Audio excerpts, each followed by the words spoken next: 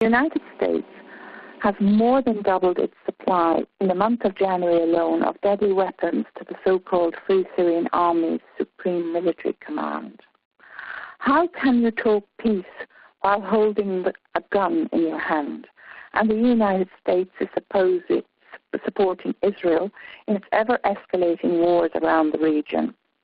If you look at what happened in South Africa, and there's a famous quote from a famous South African leader that said that when the white man came to Africa, we had the land and they had the Bible. But when they left, we had the Bible and they had the land. It's a mirror situation of that, where America now is going into the region and taking command, bringing democracy supposedly right across the world, and they are bringing it now to Syria. Syria, before the arrival of the supposed American democracy, had a kind of peace. Bought this brand of democracy that causes anarchy on the streets. 50 foreign nationalities are fighting in Syria, crossing borders to fight within Syria. And they are being armed by the United States with deadly weapons, technologies, and techniques that leave thousands dead. It is estimated that there are now 26,000 extremists in Syria.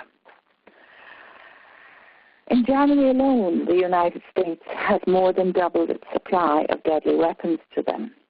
And that's to the Free Syrian Army's Supreme Military Command. Of course, this content spread through the Arab world after the Arab Spring, and we're seeing terrible effects now in Syria. Every state felt dissatisfied for their own reasons, and they reacted differently. The Syrian people are living in refugee camps now in Lebanon, all thanks to the amount of weaponry that is dumped into Syria by the manufacturers of these weapons. You can't talk peace while pointing the gun.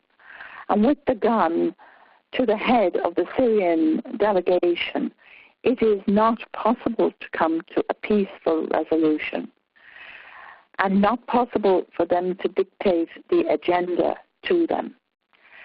With a gun pointed to your head, and by doubling the amount of guns they have given to the opposition, to the Free Syrian Army Supreme Military Command, it is causing the situation to escalate.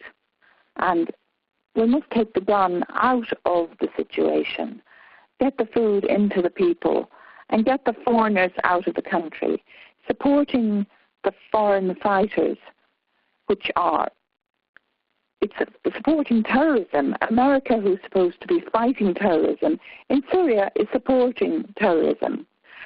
At the same time, what Israel does is not being addressed at all by America. Israel has nuclear, all these nukes, and they can destroy the world. The first thing we should be looking for is a nuclear-free world, and take the nukes out of the situation, take the guns out of the situation. When the guns are taken out of the situations, the Americans can go home and stop hiring mercenaries around the region.